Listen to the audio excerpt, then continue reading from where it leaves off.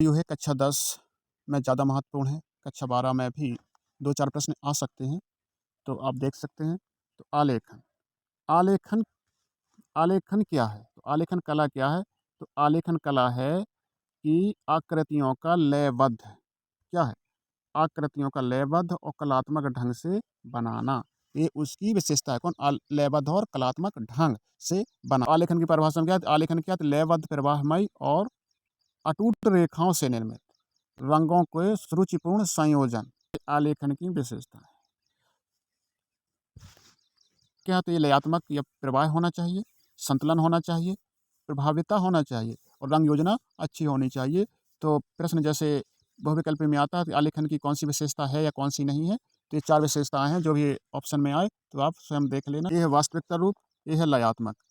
तो इसमें कोई सा भी आलेखन बना, या वास्तविक रूप या सीधा सीधा आलेखन बना देना है, मतलब या लयात्मक रूप से। कैसा? लयात्मक। तो लयात्मक कैसा है?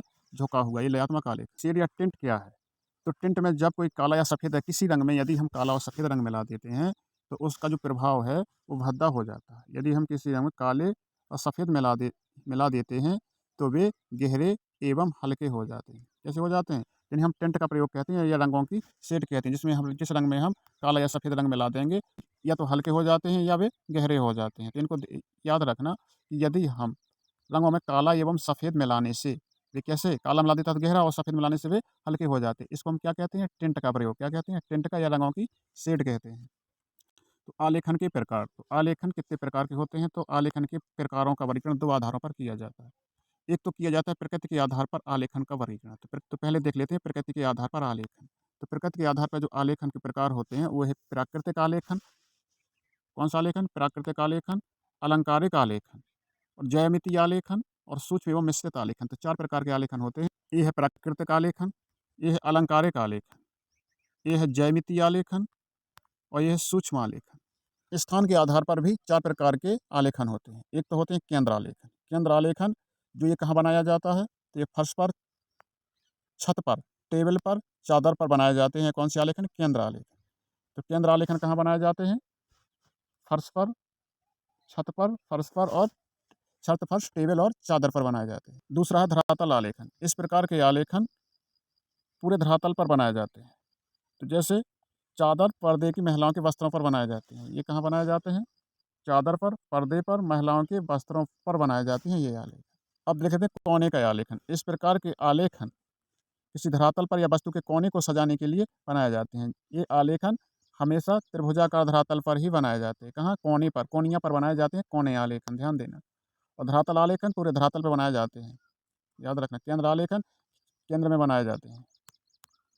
अच्छे तरीके से देख लेना। ये है त्रिकोण आलेखन, किसी कोने पर बनाए जाते हैं। अब किनारी आलेखन क्या है? तो किनारी आलेखन इस प्रकार के आलेखन धरातल के बॉर्डर को सजाने के लिए, जैसे किसी फर्श, छत, चादर, क्या? फर्श और छत या चादर पर बनाए जाते हैं। किनारी आलेखन किसी फर्श, चादर व साड़ी पर बनाए जाते हैं। तो किनारी आलेखन हमेशा कहाँ बनाए जाते हैं? साड़ी पर।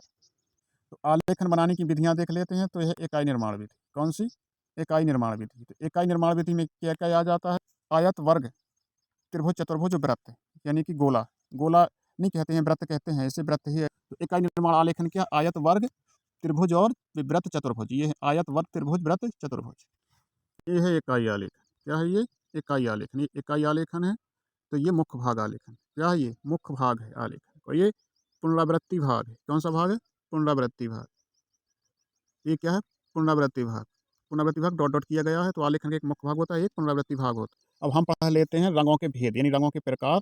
तो उत्पत्ति के आधार पर रंगों के 2 भेद माने जाते हैं। रंगों के कितने भेद माने जाते हैं? तो 2 भेद माने जाते हैं। एक भेद क्या है? तो ये है प्रारंभिक तथा मौलिक रंग, यानी कि प्राइमरी कलर। कौन से कलर? Primary colour.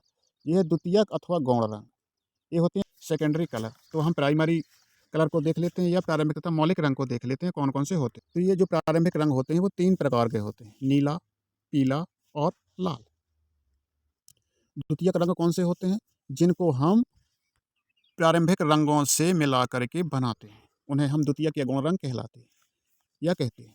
तो द्वितीय रंग या सेकेंडरी या गौण रंग कौन से कहते हैं? जिन्हें हम प्रारंभिक रंगों से मिला करके बनाते हैं, द्वितीयक रंग कहलाते हैं। द्वितीयक रंगों की संख्या जो होती है अनगिनत होती है। द्वितीयक रंगों की संख्या कितनी होती है? अनगिनत होती है। द्वितीयक रंगों की संख्या कैसी होती है? अनगिनत होती है। अनगिनत होती है द्वितीयक रंगों की संख्या। फिर भी इन्हें 3 रंगों को ही मुख्य गौण रंग माना जाता है। यानी अनगिनत उत्तर ना आए तब हम इनको 3 रंगों का माना जाता है। कितने रंग का माना जाता है? 3। हरा, नारंगी और बैंगनी। कौन-कौन से? हरा, नारंगी और बैंगनी। फिर भी इन्हें 3 रंगों का माना जाता है। कौन-कौन? हरा, नारंगी और बैंगनी। तो गौण रंग कितने होते हैं? 3 रंग के। तो नीला प्लस पीला जो मिला देते हैं तो हरा बन जाता है। पीला प्लस लाल मिला देते हैं तो नारंगी बन जाता है। और नीला प्लस लाल मिला देते हैं तो बैंगनी बन जाता है। 3 प्रारंभिक और 3 द्वितीयक रंगों के समूह को आदर्श रंग कहा जाता है। तो आदर्श रंग क्या है? तो 3 प्रारंभिक और 3 द्वितीयक समूह के रंगों को हम आदर्श रंग माना जाता है। तो आदर्श रंग कौन-कौन से हैं? तो आदर्श रंग कौन-कौन से? तो नीला, हरा, पीला, नारंगी और बैंगनी। कौन-कौन से हैं? नीला, हरा, पीला, नारंगी, लाल और बैंगनी, यानी कि सीधे-सीधे 6 रंग आदर्श रंग माने जाते हैं। नीला, हरा, पीला, नारंगी, लाल और बैंगनी।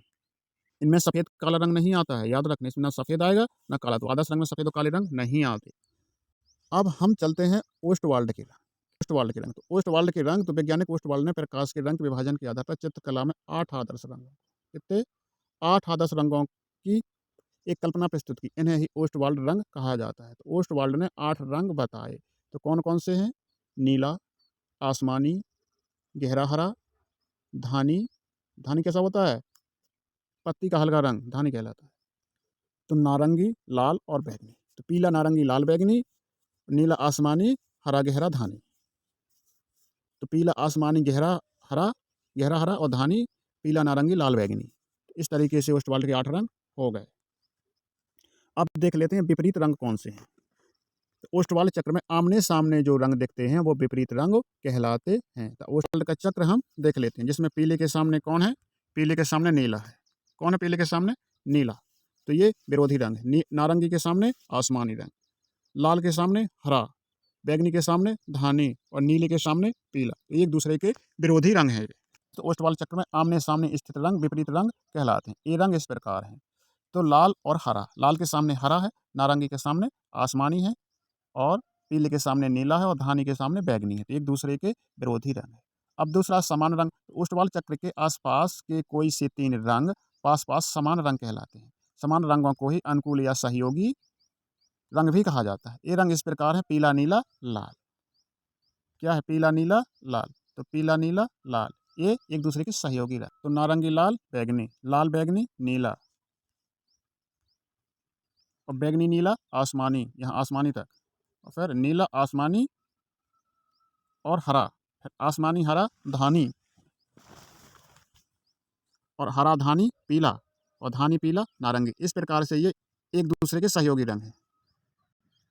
तो पीला, नीला, लाल और नारंगी, लाल, बैंगनी,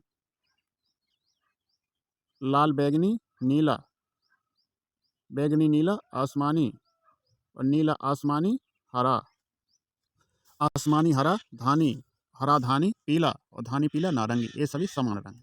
अब तटस्थ रंग कौन से? काला और सफ़ेद। ये 2 रंग तटस्थ अथवा उदासीन रंग कहलाते हैं। इन दोनों रंगों का प्रयोग उपरोक्त रंगों में हल्के भूरे शेड बनाने के लिए किया जाता है। तो कौन-कौन से रंग? काला और सफ़ेद दोनों कैसे रंग हैं? तटस्थ रंग हैं अथवा उदासीन रंग भी कहते हैं इन्हें। कैसे कहते हैं? उदासीन रंग भी कहते हैं। उदासीन रंग कहते हैं, तटस्थ रंग भी कहते हैं, काले और सफ़ेद को। इन दोनों रंगों का प्रयोग उपरोक्त रंगों के हल्के भारी शेड बनाने के लिए किया जाता है। अब बोलते हैं गर्म और ठंडे रंग कौन से हैं। तो लाल रंग आग का प्रतीक है और नीला रंग जल का प्रतीक है। आग गर्म होती है और जल ठंडा होता है। तो इस प्रकार से जो लाल रंग है वो गर्म रंग है, क्योंकि ये आग का प्रतीक है। नीला रंग जल का प्रतीक, इसलिए ठंडा रंग है। ठंडा रंग। जो रंग लाल रंग के सहयोग से बनते हैं उन्हें हम गर्म रंग कहते हैं। जो रंग लाल रंग के सहयोग से बनते हैं उन्हें हम क्या कहेंगे? गर्म रंग। जो रंग नीले रंग के सहयोग से बनते हैं उन्हें कहेंगे ठंडा रंग। कैसे कहेंगे? ठंडा रंग। तो प्रमुख गर्म रंग कौन से हैं? तो प्रमुख गर्म रंग आपके लाल, पीला, लाल, पीला, नारंगी। नीला और बैंगनी, ये प्रमुख गर्म रंग हैं। और ठंडे रंग कौन से हैं? नीला, हरा, आसमानी और धानी। कौन से ठंडे रंग? आसमानी और धानी। अब हम जान लेते हैं कि रंगत क्या है। क्या जान लेते हैं? रंगत क्या है और छाया शेड क्या है। तो रंगत, सफ़ेद और काले रंग के मिश्रण से रंगों को टिंट या शेड बनाए जाती है। तो टिंट या शेड कौन से रंग मिलाकर बनाए जाते हैं? सफ़ेद और काले रंग के मिश्रण से बनाए जाते हैं। तो रंगत, रंगत क्या है या टिंट क्या है? तो किसी प्रधान रंग या गौण रंग में सफ़ेद रंग मिलाने पर, या किसी भी रंग में यदि हम सफ़ेद रंग मिला दें और जो रंग तैयार होता है उसे हम टिंट कहते हैं। मतलब किसी भी रंग में हम सफ़ेद रंग मिला देते हैं तो वो टिंट कहलाता है। क्या कहलाता है? टिंट। और यदि किसी रंग में भी प्रधान रंग या गौण रंग कोई सा भी हो, यानी प्राइमरी रंग हो चाहे द्वितीयक रंग हो, इसमें हम काला रंग मिला देते हैं तो ये छाया रंग कहलाने लगता है।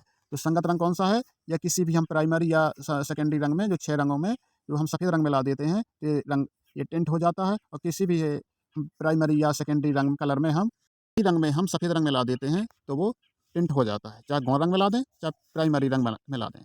और किसी भी हम प्राइमरी कलर में या सेकेंडरी कलर में, प्रधान रंग या गौण रंग में हम काला रंग मिला देते हैं तो उसे छाया रंग कहलाते हैं या शेड रंग कहलाते हैं। तो आलेखन बनाते समय हम कौन-कौन सी सामग्री प्रयोग करते हैं? तो पेंसिल प्रयोग करते हैं। पेंसिल, रबर यानी इरेज़र प्रयोग करते हैं और झाड़न यानी कि डस्टर प्रयोग करते हैं। क्या करते हैं? झाड़न यानी डस्टर। तो एचबी पेंसिल प्रयोग करते हैं। बी टू बी पेंसिल अच्छी होती है। इसमें हम एचजी पेंसिल प्रयोग करते हैं। कौन सी पेंसिल प्रयोग करते हैं? तो एचबी और बी और टू बी पेंसिल। तो हम ये 2 पेंसिलें प्रयोग करते हैं, बी और टू बी पेंसिल या एचबी पेंसिल प्रयोग करते हैं हम आलेख। रबर या इरेज़र का प्रयोग करते हैं मिटाने के लिए या धूल रहित करने के लिए। ये सिंथेटिक रबर है। इस काम के लिए सर्वाधिक उपयुक्त रहती है सिंथेटिक रबर। झाड़न क्या है? रबर द्वारा कागज पर मिटाए गए धरातल को साफ करने के लिए अथवा एक चपटा ब्रश होता है, रूमाल या चपटा ब्रश को हम झाड़न कहते हैं। जैसे हमने रबड़ से मिटा लिया। अब रबड़ से मिटा लिया, अब कूड़ा कचरा तो उसी में पड़ा है, तो या तो हम रूमाल से साफ कर देंगे या किसी ब्रश से साफ कर देंगे, उसी को हम झाड़न कहते हैं। अब ये क्या है? ये आलेखन की ही सामग्री है। चौथे नंबर की, तो ड्राइंग पेपर है। ड्राइंग पेपर में हम क्या करते हैं? तो ड्राइंग पेपर में हम रंगीन और काला और सफ़ेद यानी श्वेत-श्याम आलेखन बनाने के लिए आई-वरी ड्राइंग शीट को आदर्श माना जाता है। तो कौन सी शीट को आदर्श माना जाता है? आई-वरी ड्राइंग शीट। आई-वरी ड्राइंग शीट से क्या है? काला और मतलब रंगीन, इसमें हम क्या बना लेते हैं? तो आई-वरी ड्राइंग शीट पे हम रंगीन और श्वेत-श्याम आलेखन बनाते हैं, जिसे हम ड्राइंग पेपर कहते हैं। ड्राइंग पेपर में कौन सी शीट अच्छी मानी जाती है? तो आई-वरी ड्राइंग शीट। अब चलते हैं ड्रेसिंग पेपर पे। ड्रेसिंग पेपर 3 प्रकार के होते हैं। ड्रेसिंग पेपर 3 प्रकार के होते हैं, जिसमें से आलेखन की नकल करने के लिए ट्रेसिंग पेपर का उपयोग करते हैं। तो ट्रेसिंग पेपर कौन सा अच्छा माना जाता है? तो सबसे अच्छा tracing paper gateway tracing paper. कौन सी? गेटवे ट्रेसिंग पेपर को सबसे अच्छा माना जाता है। अब माउंट बोर्ड क्या है? तो यह प्रदर्शन हेतु आलेखन को चिपकाने के लिए प्रयोग की जाने वाली कठोर सफ़ेद कागज़ की बनी एक दफ्ती होती है। सेलोफेन पेपर क्या है? तो सेलोफेन पेपर धूल आदि से आलेखन की सुरक्षा करने के लिए हमें सेलोफेन पेपर से ढक दिया जाता है। तो सेलोफेन पेपर हमें जब आलेखन हमारा बन गया तो धूल आदि से सुरक्षा करने के लिए हम इस पेपर से ढक देते हैं। ड्राइंग बोर्ड क्या है? ड्राइंग बोर्ड का निर्माण अत्यंत मुलायम एवं हल्की लकड़ी द्वारा किया जाता है। यह drawing board 45 centimetre 30 centimetre drawing board पर कार्य प्रारंभ करते हैं। ड्राइंग बोर्ड पर यंत्र बॉक्स क्या है? यंत्र बॉक्स में क्या है कि यंत्र बॉक्स में व्यावसायिक आलेखन कला के लिए कलाकार के पास उत्तम गुणवत्ता का एक बॉक्स होना चाहिए। परम आवश्यक है इस बॉक्स में सीधी रेखा खींचने या घुमाव बनाने, अन्य प्रकार की रेखा खींचने के यंत्र होने चाहिए। तो हमारे यंत्र बॉक्स में क्या-क्या होना चाहिए? सीधी रेखा खींचने के लिए होना चाहिए, एक गोल-गोल घुमाने के लिए कुछ होना चाहिए, तो गोल-गोल घुमाने के लिए प्रकार है, सीधी रेखा खींचने के लिए पटरी है, तथा अन्य प्रकार के यंत्र भी होने चाहिए।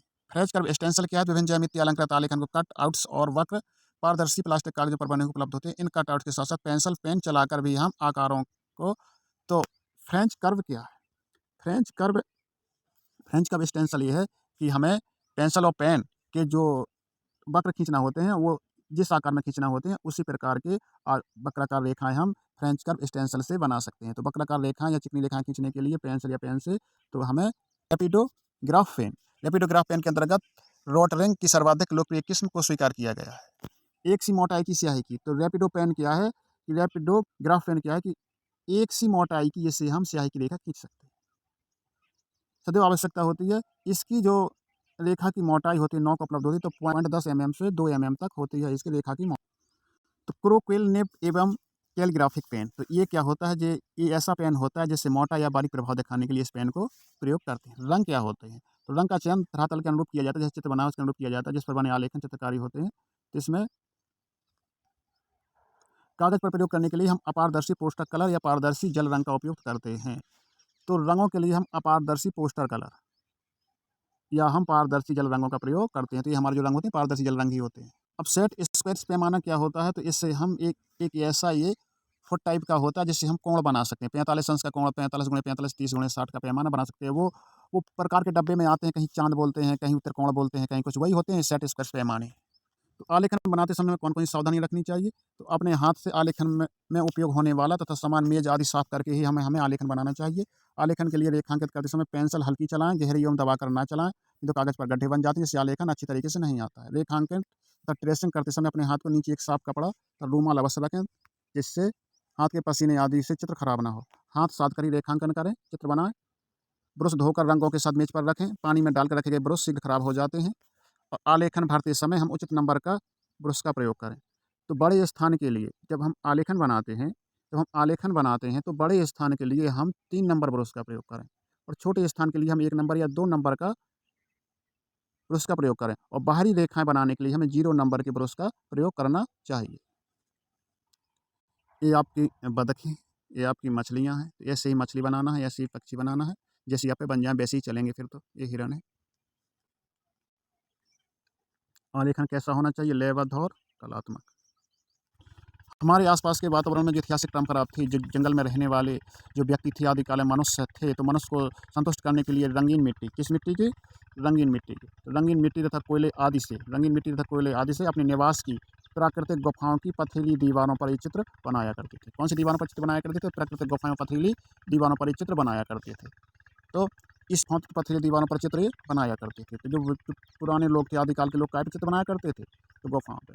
इससे ईसा लगभग 3000 पूर्व सिंधु घाटी की सभ्यता, कितने हजार पूर्व? तो 3000 पूर्व सिंधु घाटी की सभ्यता से जो अवशेष प्राप्त हुए हैं, क्या प्राप्त हुए हैं? अवशेष पर चित्रों की सज्जा दिखाई देती है। इस काल में भी महत्वपूर्ण स्थान नाल, मोहनजोदड़ो, हड़प्पा, चंद्रहूड़ो, रोपड़, लोथल आदि थे। इन स्थानों से प्राप्त सामग्री के बर्तनों पर ज्यामिति तथा अन्य आलेखन दिखाई देते थे। तो कौन से ज्यामिति आलेखन कौन में देखे? स्थान, मोहनजोदड़ो, हड़प्पा, चंद्रहूड़ो, लोथल आदि में ज्यामिति आलेखन के चित्र दिखाई देते हैं। इनमें तथा बेल बूटों के आलेखनों में विकसित रूप कहाँ मिलते हैं? क्या अजंता के चित्रों में देखने को मिलता है। अजंता की गुफाओं में मिलता है ये ज्यामिति आलेखन। कमल, लताओं, फूलों, पत्तियों, हंस, शंख, हिरण, हाथी, मानव आकृति, अन्य लयात्मक रूपों से बने आलेखन अजंता में दिखाई देते हैं। तो ये आलेखन कहाँ दिखाई देते हैं? अजंता में। अजंता एलोरा की गुफाओं में हर ओर दिखाई देते हैं ये वाले आलेखन। तो भारतीय चित्रकला में अजंता और मुगल शैली में के जो आलेखन थे वो बनाए गए थे। तो भारतीय चित्रकला में कौन सी शैली की? अजंता और मुगल शैली। ये आलेखन के प्रकार, अलंकारिक, ज्यामिति और प्राकृतिक। अलंकार आलेखन, जिससे अलंकार आलेखन देख सकते हैं आप। जो प्राकृतिक आलेखन फूल पत्ती कलियाँ आती हैं। ज्यामिति आलेखन ये है, आप देख सकते हैं ज्यामिति में केंद्र बिंदु में हम क्या करते हैं? केंद्र बिंदु आलेखन में जो किसी कपड़े या लड़की की फ्रॉक में कपड़े के पर्दे पर मेज को उसको केंद्र बिंदु मान करके उनको हम आलेखन बना देते हैं। हम ट्रेसिंग पेपर क्यों यूज करते हैं? तो हम चित्र की पुनरावृत्ति करने के लिए, उसी चित्र को दोबारा उसी प्रकार का बनाने के लिए हम ट्रेसिंग पेपर का यूज करते हैं। तो ट्रेसिंग पेपर पर उल्टा ट्रेसिंग रख करके हम चित्र बनाते हैं और सीधा ट्रेसिंग रख करके हम चित्र बनाते हैं। अभी ठीक, इसमें क्या करते हैं कि हम आलेखन के मुख्य आधार उसकी लयबद्ध प्रवाहपूर्ण इकाई होती है। लयबद्ध, गतिशील, मोहक चित्रण इकाई के चित्रण से आलेखन प्रभावक बना सकते हैं। सुंदर और मौलिक इकाई की रचना हेतु निम्न तथ्यों पर विशेष ध्यान देना जरूरी है। गतिशील रेखाएं आकार की गतिशीलता प्रभाव। तो टोन क्या है? किसी प्रधान रंग या गौण रंग में काले या सफेद रंग का मिश्रण कर देते हैं, तो इस रंग को टोन कहते हैं। तो टोन क्या है? जब इसमें काले या सफेद रंग का जब किसी हम प्राइमरी रंग में या सेकेंडरी रंग में इनका प्रयोग कर देते हैं तो वो टोन कहते हैं। टिंट क्या है? तो टिंट जब किसी रंग में सफेद रंग बराबर मात्रा में मिला देते हैं तो टिंट कहलाता है। शेड क्या है? जब किसी प्राइमरी या गौण रंग में काला रंग मिला देते हैं तो शेड कहलाता है। जब हम किसी आलेखन बैकग्राउंड रंगते हैं तो कौन से ब्रश से रंगते हैं? तो 8 या 10 नंबर के ब्रश से। कौन से ब्रश? 8 या 10 नंबर के ब्रश। इसमें क्या है? हल्का रंग तैयार कर लेते हैं बिल्कुल पतला, और बैकग्राउंड रंगने के लिए। शेड बनाने के लिए हमें 4 नंबर के ब्रश से रंग भरना चाहिए। फूलों, कलियों और पत्तियों के आकार की बाहरी रेखाएं करने के लिए हमें 2 नंबर के ब्रश या 0 नंबर के ब्रश का उपयोग करना चाहिए। फूलों, कलियों और पत्तियों के आकार की बाहरी रेखाओं को 2 नंबर के ब्रश का उपयोग करना चाहिए। फूलों, कलियों और पत्तियों के आकार की बाहरी रेखाओं को 2 नंबर ब्रश से रेखांकन करना चाहिए। आलेखन को कत्थई रंग के इकाई बनाने के लिए, यानी कि बॉर्डर बनाने के लिए हमें 0 नंबर के ब्रश का उपयोग करना चाहिए। कहाँ? इकाई बनाने के लिए। क्या बनाने के लिए? तो कत्थई रंग के रंग से फूल, पत्ती, कलियों के बाद और आलेखन को और अधिक सुंदर बनाने के लिए, मनमोहक बनाने के लिए कत्थई रंग की इकाई की बाहरी सीमाओं को 0 नंबर ब्रश से रंगना चाहिए। गहरी पृष्ठभूमि बनाने के लिए हमें 2 या 3 नंबर के ब्रश का यूज करना चाहिए। रंग को गहरा करके फूल, पत्तियों और कलियों के बाहरी आकार को 2 या 3 नंबर ब्रश से रेखांकन करना चाहिए। रंग भरने से पूर्व ब्रशों का उचित उपयोग ध्यान रखना भी जरूरी है। छोटे स्थान के लिए 1 या 2 नंबर ब्रश, बड़े स्थान के लिए 3 या 4 नंबर ब्रश, और पृष्ठभूमि के लिए 8 या 9 नंबर ब्रश का उपयोग करना चाहिए। और बाहरी रेखा करने के लिए, आकृति की बाहरी रेखा बनाने के लिए 0 से 1 नंबर के ब्रश का प्रयोग करना चाहिए। आउटलाइन बनाने के लिए 0 से 1 नंबर के ब्रश का प्रयोग करना चाहिए। इन रंगों का ज्ञान आप देख लें तो जो काला रंग है, सफ़ेद रंग है और गौण रंग है। तो 3 एक कांस्टेंट कलर है, एक सफ़ेद कांस्टेंट कलर है, एक सेकेंडरी कलर है। तो देख लें, लाल में जब पीला मिलाते हैं तो नारंगी बनता है। 3 प्रारंभिक रंग हैं, कौन-कौन से? लाल, नीला और पीला। नीले में जब पीला मिलाते हैं तो हरा बनता है, लाल में जब नीला मिलाते हैं तो बैंगनी बनता है। तो ओस्टवाल्ड के ये 8 रंग आप देख सकते हैं, ये एक-दूसरे के सामने ये विरोधी रंग हैं। ये ओस्टवाल्ड के 8 रंग हैं, 6 आदर्श रंग हैं। तो ये 6 आदर्श रंग हैं, हरा, बैंगनी, लाल, समुद्री नीला, नारंगी और पीला। तो देख लें, ये ओस्टवाल्ड के 8 रंग और 6 आदर्श रंग। लाल में सफ़ेद मिलाते हैं तो गुलाबी, नीले में पीला मिलाते हैं तो हरा, नीले में काला मिलाते हैं तो गहरा नीला। देख लीजिए, धरातल रंग है ये पत्तियों के रंग है और पुष्पों के रंग ऐसे बनाए जाते हैं। लाल में सफ़ेद गुलाबी, नीले में पीला हरा, लाल में काला मिलाते हैं तो गहरा रंग बनता है। पीले में सफ़ेद मिलाते हैं तो पुष्पों का रंग बन जाता है, नीले में पीला मिलाते हैं तो हरा रंग बन जाता है, पीले में सफ़ेद मिलाते हैं तो हल्का पीला। लाल में सफ़ेद पुष्पों का रंग, हरे में काला छोटा मिलाते हैं तो पत्तियों का रंग बन जाता है। लाल में सफ़ेद, हल्का सफ़ेद मिलाते हैं तो धरातल का। ये है पुष्पों का रंग। जैसे पीले पुष्प का है तो पीले का पीला में थोड़ा सफ़ेद मिलाए तो पीला बन जाता है, और नीले में पीला मिलाते हैं तो हरा बन जाता है। ये तीनों का लाल, नीला, काला, गहरा गुलाबी।